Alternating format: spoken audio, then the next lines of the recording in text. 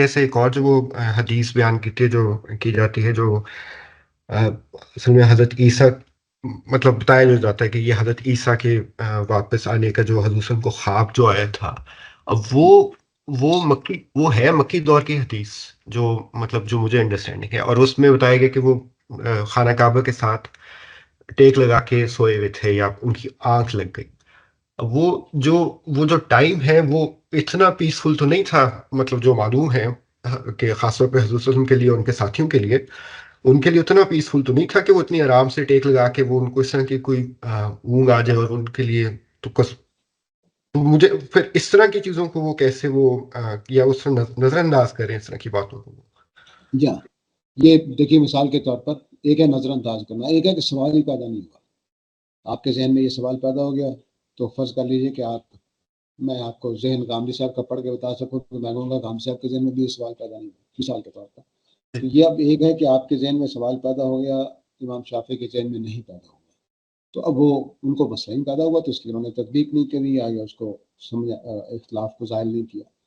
جب سوال پیدا ہو جائے گا تو پھر وہ سارے جو میں نے ابھی 4 اصول بتائے ہیں وہ ان کو استعمال کرتے ہیں، اور یہ فطری سی بات ہے، سارے لوگ کرتے ہیں، یہ آپ بھی کریں گے، آپ اپنی گھروں کے اندر ماحول میں یہ سارے اصول استعمال کر رہے ہوتے ہیں، یہ کوئی حدیث کے ساتھ خاص نہیں ہے، صرف ٹرمینالوجی ہماری حدیث والی ہے، وگرنہ آپ بھی جب آپ کے پاس کوئی بات پہنچے گی تو آپ کہیں گے نہیں یار فلاں جگہ میں نے سنا، وہ تو یہ کہہ رہا تھا، میں نے خود اس کی زبان سے سنا ہے، بات یوں نہیں ہے۔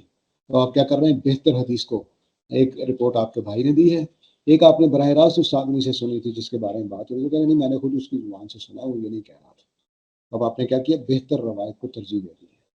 آپ تعویل بھی کرتے ہیں، آپ تطبیق بھی کرتے ہیں، آپ دلائل سے چیزوں کو رد بھی کرتے ہیں۔ ابھی آپ نے جو جملہ بولا ہے کہ خانہ کعبہ میں اتنے پرامن حالات تو نہیں تھے مکہ میں کہ آپ وہاں بیٹھ کر تو معراج آپ کو ہو جائے، اطمینان سے وہاں لیٹ جائیں، تو زبردستی اللہ تعالیٰ آنکھ بھی لگا سکتے ہیں جو آپ کو دے دے گا کہ نہیں وہ اللہ تعالیٰ معراج پہ لے جانا تھا، تو آپ بس بیٹھے تھے سستانے کے لیے کہ اللہ نیند میں لے گئے تاکہ معراج کا سفر ہو جائے، تو بس ٹھیک ہے۔ اب یہ بھی جواب دیا جا سکتا ہے، کوئی اور بھی جواب نہیں، ابھی کچھ مسئلہ نہیں تھا، معراج کے بعد ہی مسئلے پیدا ہوئے، کوئی یہ بھی جواب دے سکتا ہے، کوئی یہ بھی جواب دے سکتا ہے کہ نبی صلی اللہ علیہ وسلم کو کوئی خطرہ نہیں تھا کیونکہ وہ قریش کے بڑے گھرانے کے تھے، تو ان کو کیا پرابلم ہے، کوئی ہاتھ نہیں لگا سکتا تھا، قتل کرنے کے بھی آپ کو پڑا ہوگا، آپ نے کو کس طرح سے پورے تمام قبیلوں کو ساتھ لیا تھا، پھر قتل کرنے کا پروگرام بنا تھا، تو یہ ساری باتیں کوئی جواب دے سکتا ہے۔ لیکن بہرحال یہ اگر سوال پیدا ہوگا تو تبھی بعض چیزوں میں پرانے زمانے میں خاص طور سے بہت سارے اس طرح کے سوالات پیدا نہیں ہوتے تھے جو آج پیدا ہو رہے ہیں، اور بہت سارے ایسے سوالات جو پرانے زمانے پیدا تو آج پیدا نہیں ہوں گے کیونکہ ان کا جواب مل چکا ہے، ہمارے ذہنی طور پر اطمینان ہو چکا ہے۔ تو یہ سارا کچھ ایک آدمی کے ذہن میں چل رہا ہوتا ہے، سوالات ان کے جوابات بھی دے رہا ہوتا ہے اور جملوں کو، اور بعض اوقات اس کے اندر اس کو حرج نظر ہی کوئی نہیں آ رہا ہوتا، سوال نظر ہی کوئی نہیں آ رہا ہوتا، تو یہ سب کچھ چل رہا ہوتا ہے۔ لیکن اصول یہی 4 ہیں جو مانے ہوئے ہیں، مستقل ہیں، تمام علوم میں یہی چلتے ہیں، تمام علوم میں یہی چلتے ہیں۔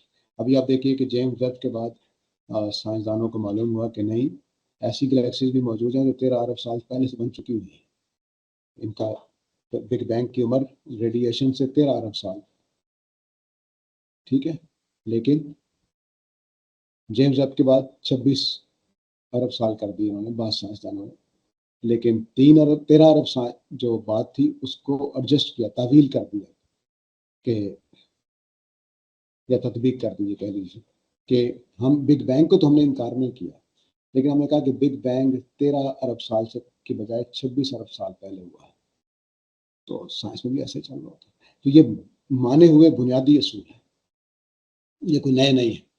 عقلی طور پر امام شافعی بھی یہی کریں گے، امام حنیفہ بھی یہی کریں گے، میں اور آپ بھی یہی کریں گے، اور سائنسدان بھی یہی کریں گے، اس کے علاوہ کوئی راستہ نہیں ہے۔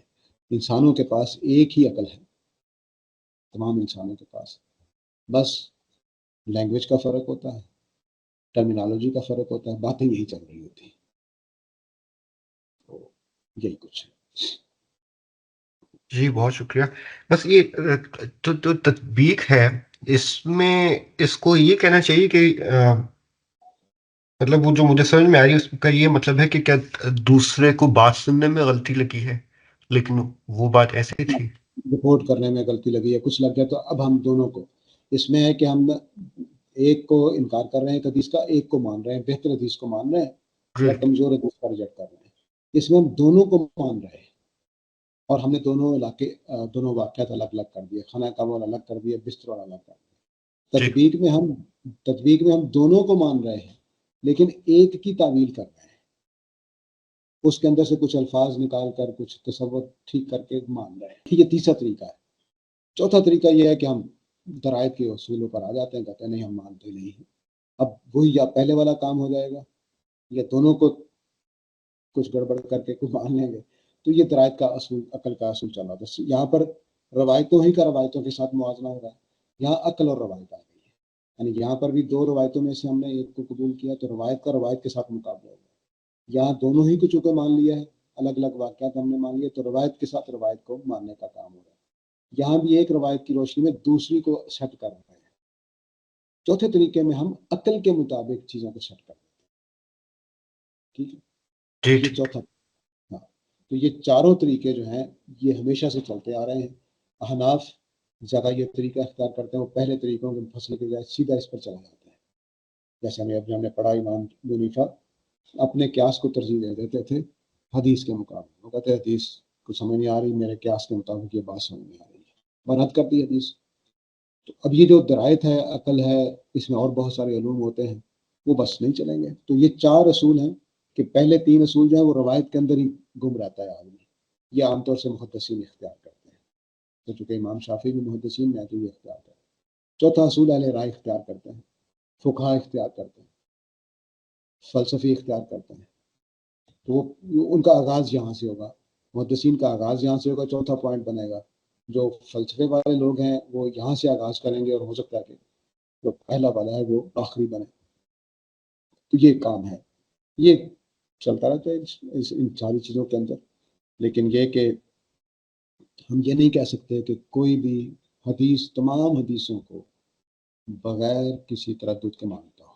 ये इजमा है पूरी उम्मत का, इमाम शाफी समेत, कि हदीस को कबूल करने के लिए बरना हमें कुछ शराइत लगानी पड़ेगी।